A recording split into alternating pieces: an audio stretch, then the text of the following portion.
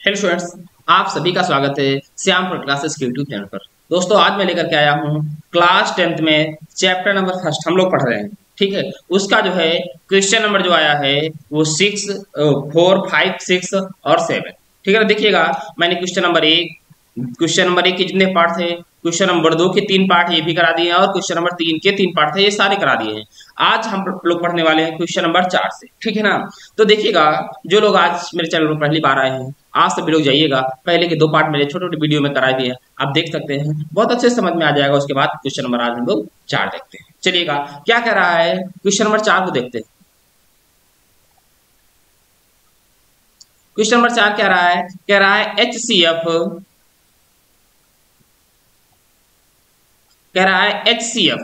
306 657 बराबर 9 दिया है। कहने का मतलब है आपके पास दो अंक हैं, एक 306 और एक 657 है। इसका जो HCF है, हाईएस्ट कॉमन फैक्टर, अर्थात महत्तम समाप्तवर्त या मासा हम लोग कह सकते हैं, वो 9 दिया हुआ है। फिर कह रहा है LCM 306 और 557 का ज्ञात कीजिए। लोअर कॉमन मल्टीपल ज्ञात करना है आपको, लासा।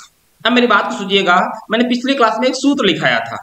क्या लिखाया था सूत्र? जब आपको कोई दो नंबर पता हो, ठीक है, या दो संख्याएं पता हो, तो उनमें रिलेशन क्या होता है? दो अंक, दो संख्याएं, और लासा और मासा में क्या रिलेशन होता है? एक सूत्र होता है। क्या होता है? आप कहोगे first number into second number equal HCF into LCM, ये होता है। इस बात को ध्यान देख लीजिएगा। अगर आपको इतना पता है तो इसके बाद कुछ नहीं है, आपके पास दो अंक हैं, देखिएगा 306 और 657। जो ये दिया, इसका जो HCF है वो कितना है? देखिएगा 9। फिर क्या कह रहा है? अब 306 और 657, इसी का आपको LCM ज्ञात करना है। अब हम लोग इस सूत्र का प्रयोग करते देखिएगा। होता है first number into second number बराबर HCF इंटू LCM। मुझे निकालना LCM है, तो यहां से LCM बराबर क्या आएगा? कहोगे first number into second number upon HCF। अरे फर्स्ट नंबर क्या लिखा हुआ देखिएगा।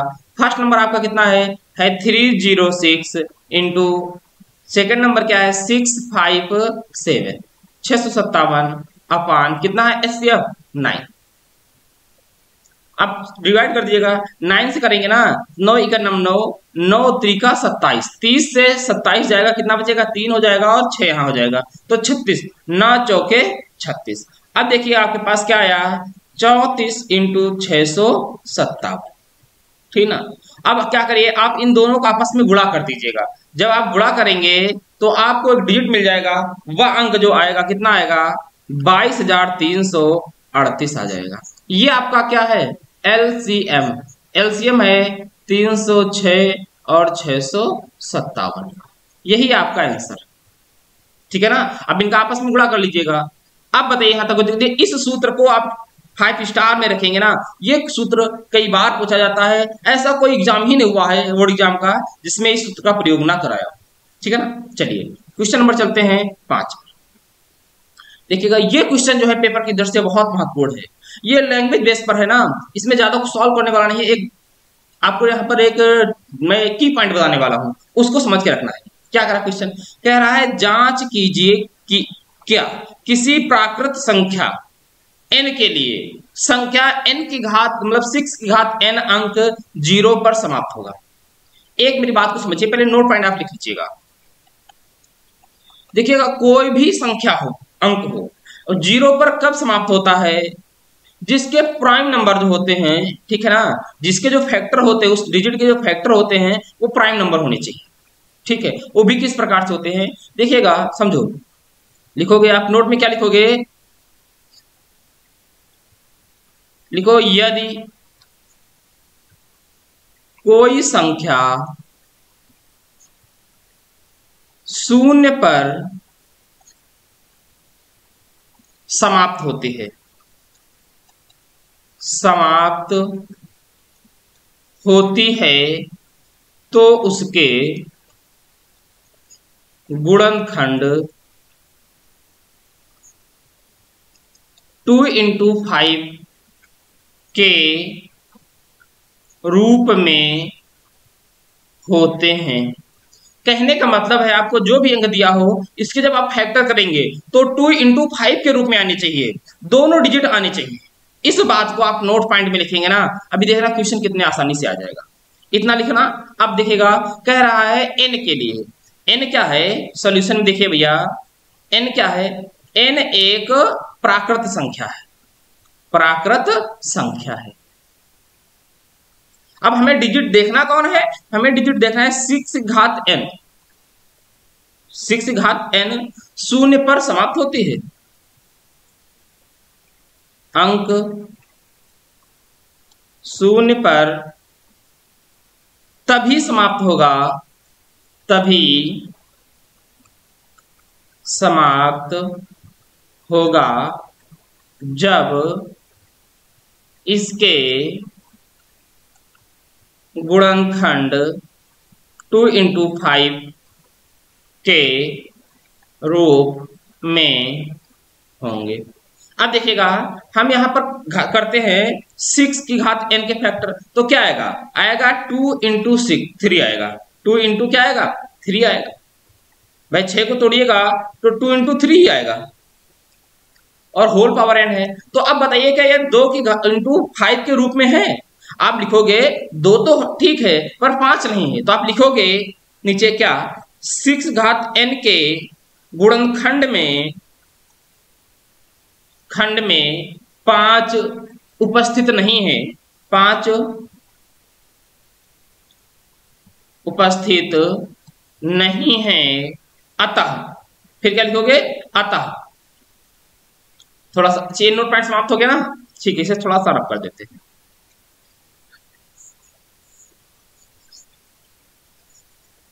एक मिनट भैया देखो, फिर लिखोगे क्या, आप इसको लैंग्वेज बेस पे लिखना है। बहुत अच्छा क्वेश्चन है और कई बार क्या होते हैं बच्चे इस क्वेश्चन को गलत कर देते हैं। नीचे लिखोगे आप क्या, अतः 6 घात n अंक शून्य पर समाप्त नहीं होगा। बस यही आंसर है। लो इतना लिखना है। अगर आपसे कोई भी डिजिट पूछ ले और कहे बताओ ये शून्य पर समाप्त हो सकती है संख्या या नहीं हो सकती है, तो पहली बात आपको जो भी संख्या दी हो उसके आप प्राइम फैक्टर करेंगे और प्राइम फैक्टर में 2 इंटू 5 का रूप आना अति आवश्यक है। मान लीजिए 5 आ गया 2 नहीं आया तब भी नहीं होगा, वो 2 आ गया 5 नहीं आया तब भी नहीं होगा, 2 और 5 दोनों का आना अति आवश्यक है। जैसे मैंने यहाँ 6 के प्राइम फैक्टर किए तो 2 इंटू 3 आया, मेरे को 5 चाहिए था तो मैंने लिख दिया 6 घात n के गुणनखंड में 5 अनुपस्थित है या उपस्थित नहीं है, अतः 6 घात n अंक 0 पर समाप्त नहीं होगा। ठीक है ना। चलते हैं क्वेश्चन नंबर 6 पर। क्या कर रहा है, ये भी देख रहा है, व्याख्या कीजिए कि 7 into 11 into 13 plus 13 and 7 into 6 into 5 into 4 into 3 into 2 into 1 plus 5 भाज्य संख्याएं हैं। अच्छा फिर बात में समझिएगा, भाज्य संख्याएं क्या होती हैं, भाज्य संख्याएं वे संख्याएं होती हैं जिनके फैक्टर 1 के और स्वयं के अलावा और भी हों, जिनके गुणनखंड 1 और स्वयं के अलावा और भी हो। स्वयं तो होता ही होता है, 1 के अलावा और भी हो, आप ये भी कह सकते हो। ठीक है, माना लेट कर लेते हैं, समझिए मेरी बात को। मान लेते हैं कि 7 इंटू 11 इंटू 13 प्लस 13 ये एक कोई संख्या x, क्या मान लेता हूं x, मान लिया x के बराबर में है 7 इंटू 11 इंटू 13 प्लस 13। अब मुझे इसके फैक्टर के रूप में लिखना है तो पहले से सॉल्व करना पड़ेगा तभी फैक्टर होंगे। देखो सॉल्व करने के लिए कई लोग क्या करेंगे, इसको 7 का 11 में कराएंगे, 11 का 13 में कराएंगे, प्लस 17 फिर 13 जोड़ेंगे तो बहुत लॉन्ग जाएगा। थोड़ा सा कॉमन दिमाग का प्रयोग करिएगा, इसका कम से कम कैलकुलेशन कैसे हो सकता है। देखिएगा इस ये इंटू में ये स्टेप पद है, ये एक पद है, दोनों में मुझे 13 कॉमन दिख रहा है। मैं क्या करूंगा, दोनों में 13 कॉमन ले लूंगा। जब 13 कॉमन लूंगा तो यहाँ देखो 7 इंटू 11 बचा, 7 इंटू 11 प्लस 1 बचा। अब क्या होगा 13, अब 7 का 11 में कराएंगे तो कितना आएगा 77 प्लस ऐड कर देंगे तो कितना आएगा 78 आ जाएगा। अब 78 के आपको फैक्टर कर लेने, 2 से काटेंगे ना तो 3 जाएगा, 6 हो जाएगा, 1 बचेगा, 9 आएगा, फिर 3 से काटेंगे अब से बात तो क्या आएगा 1 आएगा, 3 आएगा, 30 से काट देंगे, आ जाएंगे। तो देखिएगा x जो है इसके गुणनखंड आए हैं 13 इंटू 78 के क्या आए हैं 2 इंटू 3 इंटू 13, अर्थात हम कह सकते हैं कि x के जो फैक्टर आए हैं 2 इंटू 3 इंटू 13 इंटू 13। ऐसे ही मैं डिजिट संख्या मान लेता हूं y को, मान लेता हूं y है। अच्छा देखो ये तो डिजिट जो x है मैंने इसको माना था टोटल को, ये क्या भाज्य संख्या, हाँ x के अलावा इसके फैक्टर है, इसका 13 भी एक फैक्टर है, इसका 3 भी एक फैक्टर है, इसका 2 भी एक फैक्टर है, 1 तो ऑलरेडी होगा। y बराबर क्या है, कह रहा है 7 into 6 into 5 into 4 into 3 into 2 into 1 plus 5।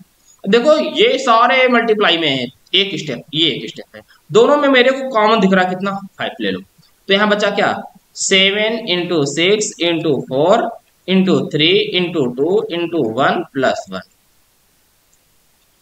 5। इन सबका गुणा कराना है आपको, ठीक है, सबका गुणा कराइएगा। जब सबका आप गुणा कराएंगे तो कितना आएगा, देखो 2 एक नम 2, 2 तिया 6, 6 चौका 24, अब देखो 7 इंटू 6 इंटू 24 आ गया, और प्लस 1 भी है भैया, अभी 1 तो लिखना ही लिखना है, प्लस 1। अब देखिए क्या करेंगे 5।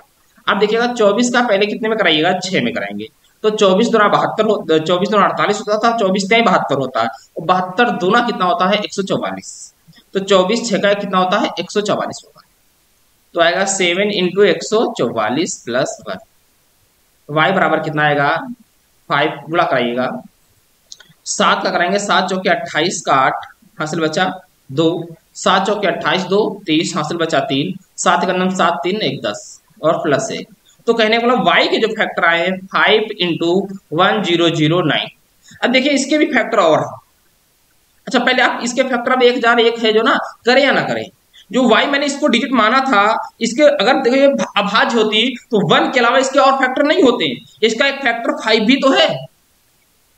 इसका मतलब क्या है, इसका मतलब आप लिख सकते हो x और y दो संख्याएं जो हैं वो कैसी हैं, भाज्य संख्याएं हैं। तो इसको पूरा सोल्यूशन कैसे लिखोगे, मेरी बात को समझिएगा, सोल्यूशन लिखोगे अतः, अतः x और y, x और y, x मतलब इस डिजिट को लिखा और y का मतलब सेकंड डिजिट को लिखा पूरा, अभी शॉर्ट में लिख दिया है ना, बार बार लिखना नहीं पड़ेगा, x और y का अतः, एक मिनट ऐसे लिखिएगा, अतः संख्या x और y, अतः लिखोगे आप संख्या है लिख देना है, संख्या x और y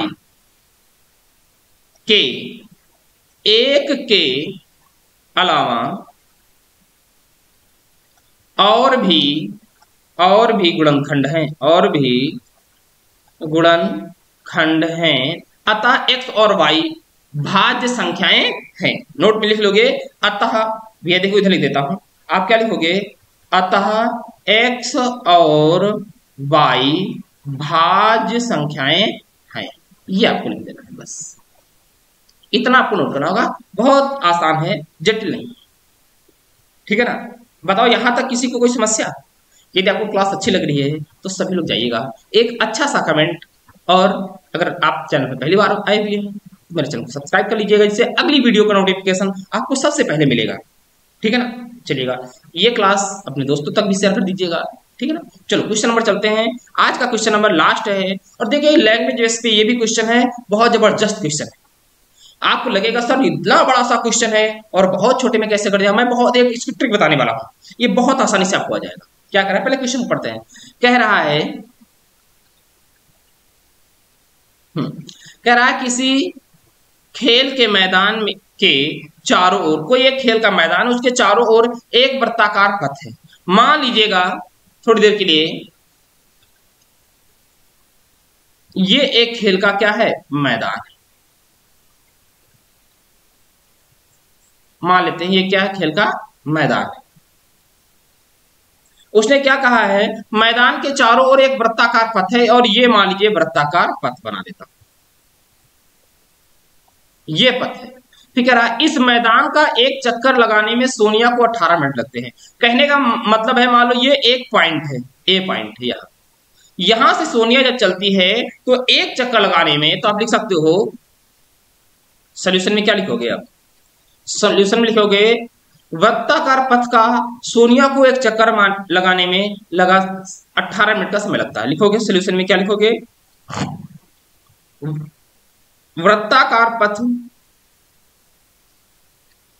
वृत्ताकार पथ का एक चक्कर लगाने में, फिर नेक्स्ट लिखोगे क्या, सोनिया को 18 मिनट लगते हैं। ठीक है, फिर क्या करा, जबकि इसी मैदान का एक चक्कर लगाने में रवि को 12 मिनट लगते हैं। तो कहने का मतलब है रवि को जो है कितने मिनट लग रहे हैं, 12 मिनट लग रहे हैं। प्रति चक्कर की बात हो रही है, यहां भी लिख सकते हो मिनट, वो भी प्रति चक्कर, एक चक्कर लगाने में। तो उसने क्या है, मान लीजिए वे दोनों एक साथ चलना प्रारंभ, मतलब सोनिया भी यहां से चलना प्रारंभ करती है और रवि भी यहीं चलना प्रारंभ करता है। ठीक है, तो एक, हाँ, वे दोनों एक ही स्थान और एक ही समय पर चलना प्रारंभ करते हैं, एक ही दिशा में चलते हैं। कितने समय बाद वे पुनः प्रारंभिक स्थान पर मिलेंगे। एक बात को समझ लीजिएगा, आप क्लास 10 का पेपर बोर्ड एग्जाम देने जा रहे हैं, ठीक है ना। ये क्वेश्चन इससे कक्षा 6 की क्लास, कक्षा 8 की क्लासों में कई बार मिलते हैं। ये क्योंकि वहां पर जब आपको एलसीएम और एचसीएफ पढ़ाया जाता है ना, ये एलसीएम एचसीएफ बेस पे होता है। जब कभी भी कोई क्वेश्चन पूछ ले कि 2 व्यक्ति हैं, 3 व्यक्ति हैं, किसी पथ के चारों ओर, किसी बाग के चारों ओर चक्कर लगा रहे हैं, एक ही समय पर चलना प्रारंभ करते हैं, और पूछा जाए आपसे वे कितने समय पश्चात पुनः एक ही स्थान पर मिलेंगे, तो सदैव जो लोग होंगे जिनका समय दिया उन सबका क्या निकालना आपको, उन सभी का आपको एलसीएम लासा निकालना होता है। ठीक है ना। तो लासा कैसे निकालते हैं, तो आप 18 के पहले फैक्टर करिएगा। 18 के फैक्टर करेंगे तो आएगा 2, ठीक है, इंटू 2,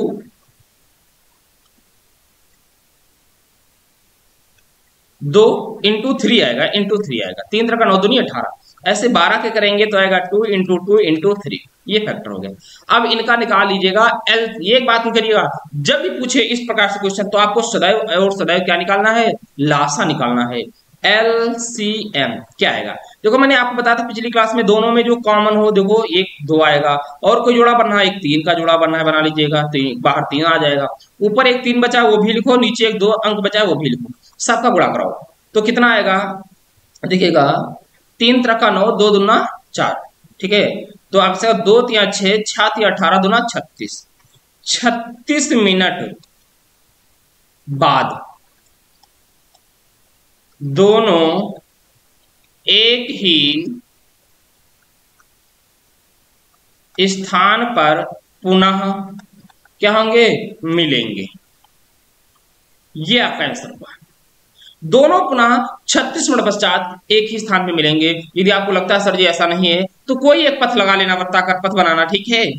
उस पथ में ऐसा पथ होना चाहिए जिसको एक चक्कर लगाने में आपको 18 मिनट लगते हो और आपके दोस्त को 12 मिनट लगते हो, और फिर दौड़ना प्रारंभ कर देना। देख लेना उसी रफ्तार से आप वैसे ही सेम कह रहा है ना, एक ही समय पर चलना, एक ही स्थान पर, और अपनी अपनी स्पीड से चलना। देखना जब आप 18 दूना 36 कहने वाला सोनिया 2 चक्कर लगाती है, तब रवि 3 चक्कर लगा लेगा।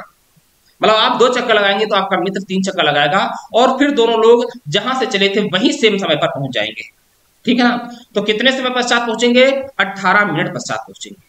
अब दोस्तों बताइएगा आपको क्लास 1 कैसी लगी। चलिएगा 1 मिनट देखिएगा, थोड़ी सी आपसे बातचीत करते हैं। अब बताओ दोस्तों क्लास आपको कैसी लगी। देखिएगा क्लास 10 मैथ्स जो है ना, उसके चैप्टर नंबर 1 का पहली एक्सरसाइज पूरी तरह से कंप्लीट हो गई है। हम लोग अब लेके आएंगे दूसरी एक्सरसाइज। देखिए जैसे जैसे क्लास चलती जाएगी वैसे वैसे मैं क्लास का जो टाइमिंग है ना वो बढ़ाता रहूंगा। अभी आगे समय में, ठीक है, लॉन्ग क्वेश्चन आएंगे तो और अभी आपको समय देना पड़ेगा। ठीक है, आप देखिएगा मैं जो भी पढ़ाऊं आप पेपर तक वैसे आप पढ़ते रहिएगा, और अब घर पर आप प्रैक्टिस जरूर करिएगा। जैसे मैंने क्वेश्चन आपको बताया, आपने देख कर पढ़ा लगाया इसको, ठीक है। ये नहीं कि आप आज आपने पढ़ लिया, आपको समझ में आ गया, आपने रख दिया, आपको फिर से इसे रिपीट करना है। यदि आप नहीं मान लीजिए रिपीट किया, आपको आज आ गया और 1 महीने बाद आपने पढ़ना शुरू किया, तो आप जब 1 महीने बाद देखेंगे ना वास्तविक संख्या रियल नंबर रिलेशन चैप्टर निकालेंगे तो आपको ऐसा लगेगा कुछ मेरे को आता ही नहीं है, ये नया मेरे लिए सब कुछ। इसलिए इन्हें रिपीट करते रहिएगा, आज लगाइएगा, कल लगाइएगा। जैसे मैं कल आपको जो पढ़ाऊंगा आपको वो तो पढ़ना ही पढ़ना है, उसके अलावा आपको कुछ पीछे का भी रिपीट करना है, रिवीजन करना है। मैथ में कम से कम आप अभी से 1.5 से 2 घंटे का टाइम दीजिएगा। 1 घंटे में जो आपको क्लास में पढ़ाया जाए और 1 घंटे उसके लिए जो आप पीछे का रिवीजन कर सकें, इतना आपको मैथ के लिए टाइम देना है। इतना टाइम मैथ के लिए अभी एनफ है, पर्याप्त है। अगर 2 घंटे का टाइम आप ईमानदारी से अभी से देते, आपने 2 घंटे पढ़ा, टाइम तो दिया मैथ के लिए 2 घंटे, कहीं इधर दिमाग लगाया, कहीं उधर लगाया, कभी पढ़ा, कभी मन नहीं लगा पढ़ा, आप इधर बैठे आप उधर देख रहे, 2 घंटे टाइम कट जाएगा, कुछ नहीं। बाकी आप 2 घंटे मैच लगाएंगे तो 2 घंटे अपने आप में काफी पर्याप्त है। ठीक है ना? चलिएगा, फिर मिलते हैं अगली क्लास में। अगर क्लास अच्छी लगी तो अपने सभी दोस्तों को शेयर करिएगा। ठीक है ना? तब तक के लिए दोस्तों, जय हिंद, जय भारत।